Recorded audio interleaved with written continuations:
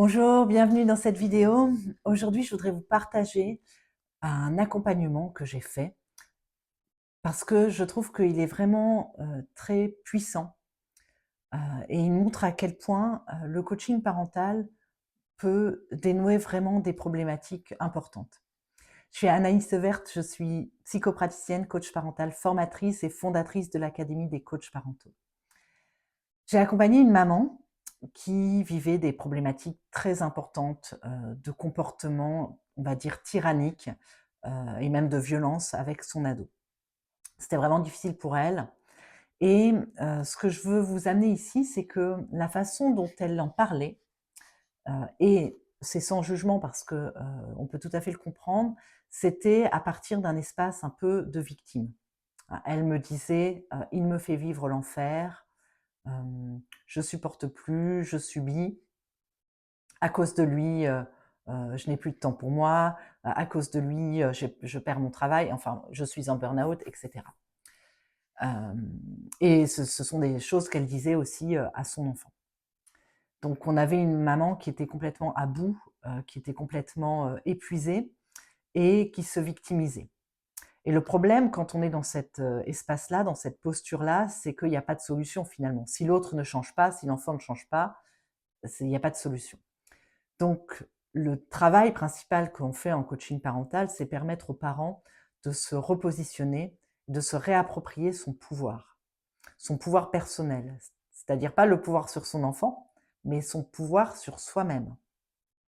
On ne peut pas changer l'autre, on ne peut pas changer son enfant, mais il est possible de se réapproprier soi-même ses limites, ses besoins. Donc, on a fait tout un travail pour l'aider à se reconnecter à elle-même, ses besoins, ses limites. Comment mettre ses limites ensuite. Donc, une fois qu'elle s'était repositionnée pour elle, de savoir de quoi elle avait besoin, qu'est-ce qui était possible, qu'est-ce qui n'était pas possible, quelles étaient ses limites, là, on est allé voir comment mettre ça en place dans la relation et commencer à arrêter d'accuser son enfant, mais plutôt à se positionner, à mettre des limites et à poser des actes, y compris symboliques. Donc, je ne vais pas rentrer dans le détail de cet accompagnement, bien sûr, mais c'est juste pour vous dire en fait que souvent, c'est pas l'enfant qui change.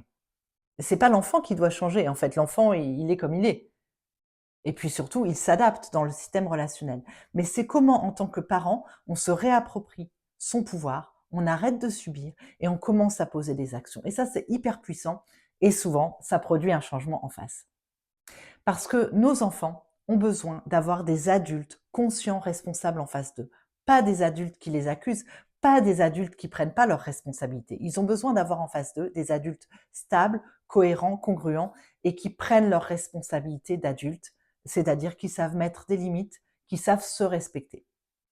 Quand on n'est pas respecté par son enfant, souvent c'est qu'on se sent, qu'on se respecte pas soi-même, qu'on s'est oublié, qu'on s'est abandonné. Donc, aider le parent à se respecter, ne plus s'abandonner, s'aimer et poser ses limites, c'est extrêmement puissant, c'est extrêmement important. Donc, vous voyez, c'est des accompagnements où on ne voit pas l'enfant, qui a aussi ses besoins à lui et ses problématiques, hein, évidemment. Mais quand on permet aux parents, et alors là, je suis vraiment très contente pour cette maman parce que grâce à ses prises de conscience et ses réajustements relationnels, eh ben, elle est sortie de cette problématique-là, victime bourreau-sauveur. Elle est sortie de ça. Elle a posé des actes, elle a posé des mots, elle s'est repositionnée, ça a pris du temps, mais donc aujourd'hui la relation est beaucoup plus assainie. Donc je donne aussi ce message-là pour vous dire qu'il y a de l'espoir. Un système relationnel, ça peut toujours changer. Même quand la situation, elle vous paraît très décourageante, épuisante, sans issue, eh ben franchement, allez consulter, vous allez voir, vous allez prendre du recul et sortir d'un système relationnel toxique. Voilà, donc je vous encourage, mais alors évidemment, en tant qu'accompagnant, ça demande d'avoir une vraie posture, une vraie formation pour déjouer les pièges de la victimisation, déjouer ces pièges relationnels toxiques et pouvoir proposer une autre façon d'être en relation.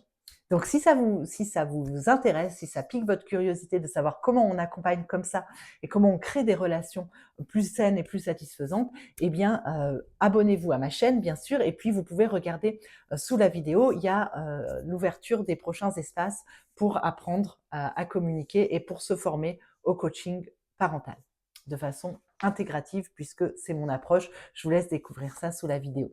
À très vite.